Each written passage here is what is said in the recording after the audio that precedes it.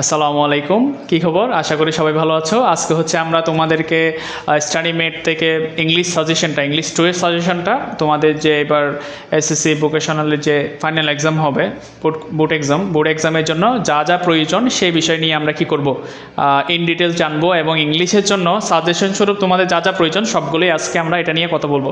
ঠিক আছে, চলো আজকে আমরা দেখি কি কি আছে ইংলিশের মধ্যে, কি কোন কোন বিষয়গুলো নিয়ে আমরা কথা বলতে পারি এবং কোন কোন বিষয়ের টপিকগুলো কোন কোন কীভাবে করতে পারি, এইসব বিষয়গুলো আমরা জানতে পারবো। ঠিক আছে, চলো আমরা হচ্ছে ফার্স্ট অফ অল এখানে বিভিন্ন রকম টপিক দেখতেছি। তার মধ্যে আছে কম্প্রিহেনশন আছে, তারপর হচ্ছে কম্পোজিশন পার্ট আছে। কম্প্রিহেনশন দুই রকম আছে, একটা সিন আছে, একটা আনসিন আছে। সিন আনসিনটা আমরা অলরেডি জানি। ঠিক আছে, সিন আনসিনটা আমরা অলরেডি জানি।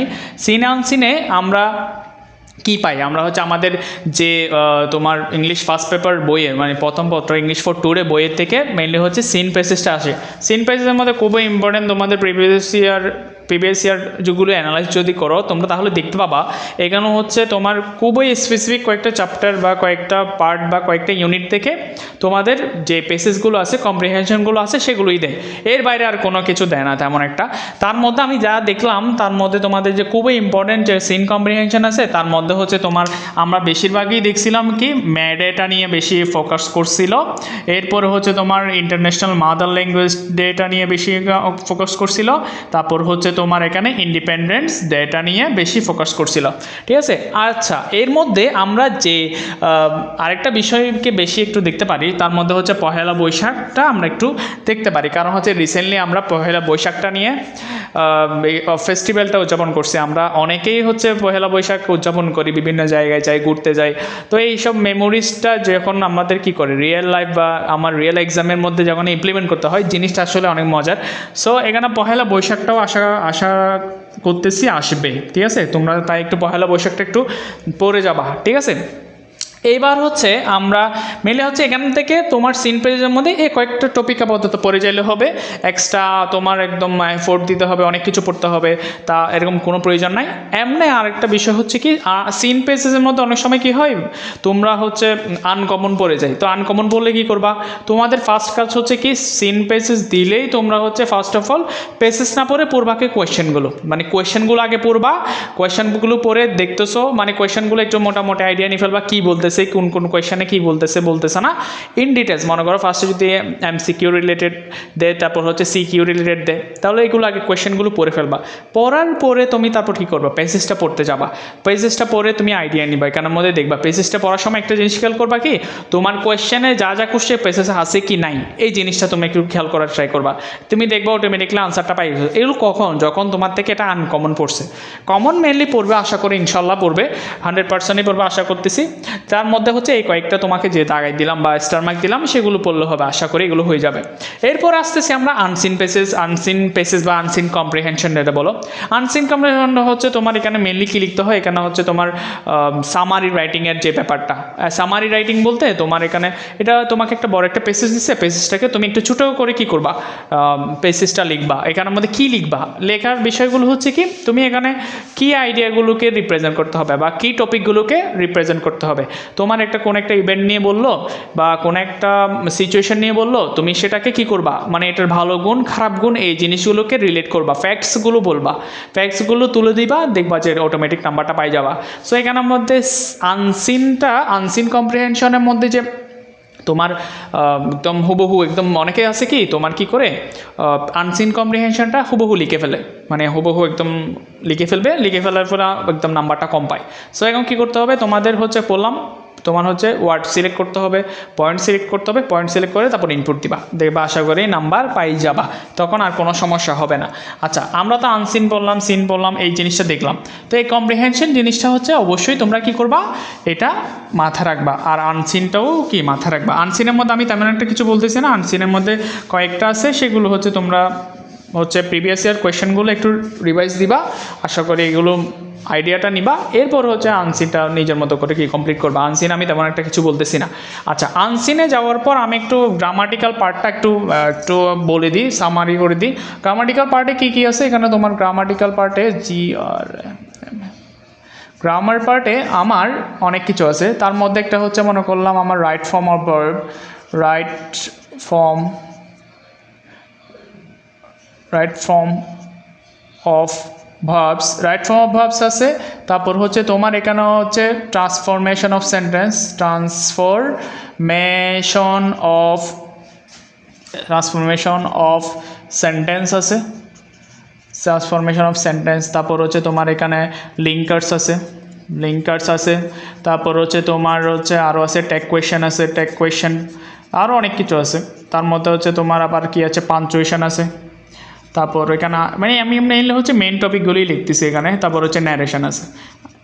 আমি পাঞ্চুয়েশনটা লিখতেছি না, পাঞ্চুয়েশন আর লেখা দরকার মেইনলি হচ্ছে এগুলো খুবই ইম্পর্টেন্ট, এগুলো সবগুলোই ইম্পর্টেন্ট। কিন্তু এগুলো তোমাদের এগুলো আমি ইন ডিটেলসটা এখানে দিচ্ছি না বা বলতে পারতেছি না, কারণ হচ্ছে এখানে খুবই টাইম সাপেক্ষ। সাজেশনে তো আর আমি তোমাদেরকে কি করতে পারবো না, মানে একদম ইন ডিটেলসে সব কিছু বলে দিতে পারবো না। তাই আমি আমাদের যে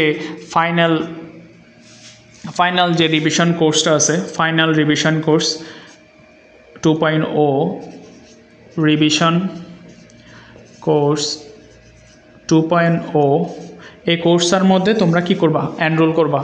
মানে তোমাদের যাদের বেশি ইম্পর্টেন্স মনে হচ্ছে বা ইম্পর্টেন্ট, কারণ হচ্ছে এই টপিকগুলো খুবই সুন্দরভাবে এবং খুবই ব্যাখ্যাটা সুন্দরভাবে দেওয়া হয়েছে এবং খুবই বুঝিয়ে দেওয়া হয়েছে এই টপিকগুলো। যেমন হচ্ছে তোমার রাইট ফর্ম ভার্বের মধ্যে বিভিন্ন রকম রুলস আছে, এই রুলসগুলো কোন রুলসগুলো পরীক্ষায় আসে, এইসব রুলসগুলোর উপরেই তোমাদের হচ্ছে স্লাইড বলো, পিডিএফ বলো, তারপর হচ্ছে ভিডিও বলো, এই সবগুলো হচ্ছে এই রুলসের উপর, মানে যেসব রুলসগুলো বেশি আসছিল পরীক্ষায় সেই সব রুলসগুলোই তোমাদের হচ্ছে এই কোর্সের পিডিএফগুলোর মধ্যে দেওয়া আছে এবং হচ্ছে কি তোমার ভিডিওগুলো দেওয়া আছে, ঠিক আছে। তাহলে এখানে আরও অনেক কিছু আছে, ট্রান্সফরমেশন অফ সেন্টেন্স, লিঙ্কার্স, এই সবগুলো ক্লাস কিন্তু এই কোর্সের মধ্যে যারা এনরোল করছো তারা কিন্তু অলরেডি পেয়ে গেছো।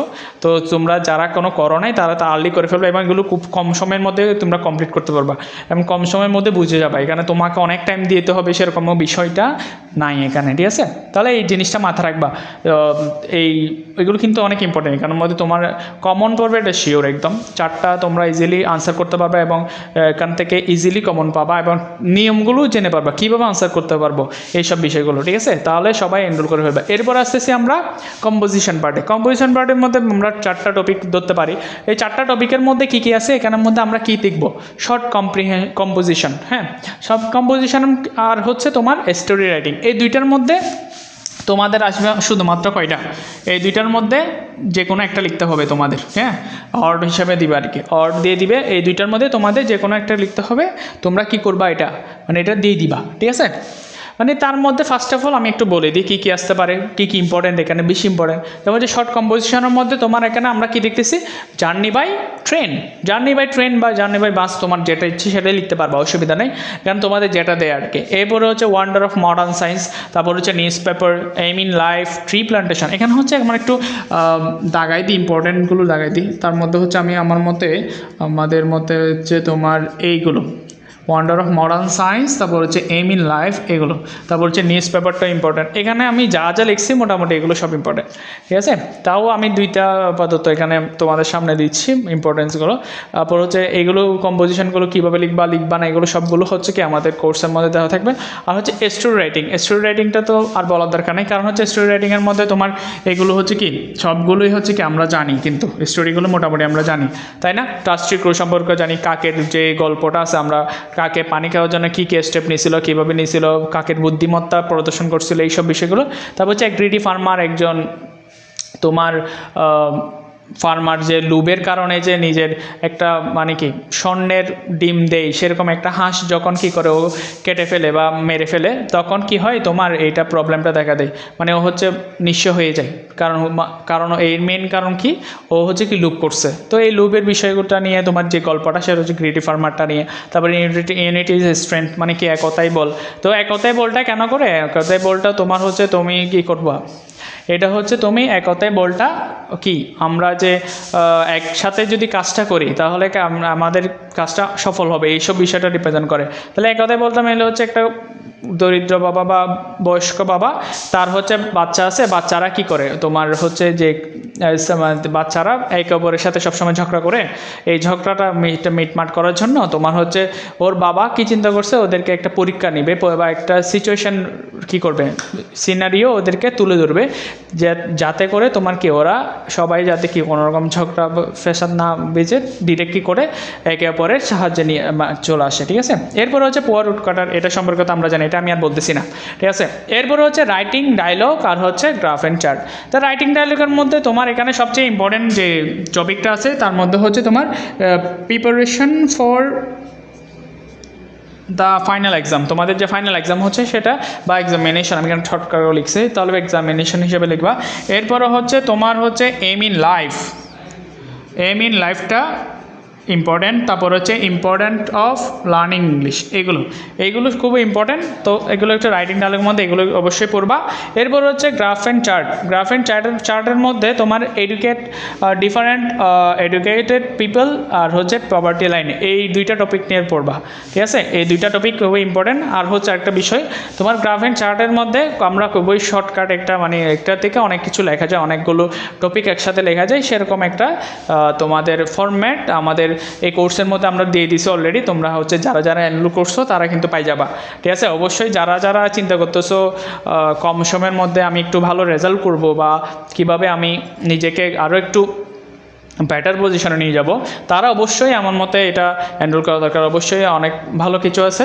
তোমরা যারা যারা চিন্তা করতেছো আমাকে একটু ভালো নাম্বার পেতে হবে বা ইংলিশে একটু প্রবলেম আছে এখন, বা আমাকে অবশ্যই মানে কি পরীক্ষায় ভালো রেজাল্ট করতে হবে, তাই অবশ্যই আমি বলতেছি কি এখানে যে তোমাদেরকে তো শুধু আজকে সাজেশনটাই দিলাম, তাই না? এখানে সাজেশনের যে ডিপ লেভেল বা সাজেশনটা তোমার কোন টপিকগুলো কী কী পড়তে হবে, কীভাবে পড়বা, কোন কোন টপিকগুলো লিখলে আমাদের ভালো নাম্বার পাবো না, এই সব বিষয়গুলো তোমাকে কি করে দেবো এখানে এই তোমাদের কোর্সের মধ্যে। এখানে ভিডিও আকারে বা স্লাইড আকারে বা তোমার পিডিএফ আকারে বা তোমাদের একটা সাইড নোট হিসেবে, মানে যেভাবে হোক তোমাদেরকে এটা কি যাতে বুঝতে পারো সেভাবে তোমাদেরকে দেওয়া হবে। ঠিক আছে, তাহলে আজকে আমরা জানতে পারছি কি ইংলিশের মধ্যে যেসব টপিকগুলো আমাদের বেশি পড়া প্রয়োজন এবং যেসব সাবজেক্টের বিষয় মানে সাবজেক্টিভ বিষয়গুলো এবং যেসব আমাদের টপিকগুলো সবগুলো সম্পর্কে আমরা ইন ডিটেল যাচ্ছি আজকে। তাহলে আশা করি তোমরা এটা দেখে অনেক উপকৃত হবা। আজকের মতো এতটুকু। আমি স্টাডিমেট থেকে আর ফ্রেন্ড সারিয়া তাসফি বলতেছি। আমার নাম তাসফি। আমি এতক্ষণ পর্যন্ত আমার পরিচয় দিই নাই, কারণ পরিচয়টা হচ্ছে পরে, আগে হচ্ছে তোমাদের পড়ার বিষয়টা আগে ইম্পর্টেন্ট, সেই জন্য আমি লাস্টের দিকে বলছি আমাকে সবাই তাসফি ভাই বলে। তোমরা আমাকে তাসফি ভাই হিসেবে মানে কল করতে পারো, ডাকতে পারো, অসুবিধা নেই। ঠিক আছে, আজকের মতো এতটুকু। ধন্যবাদ।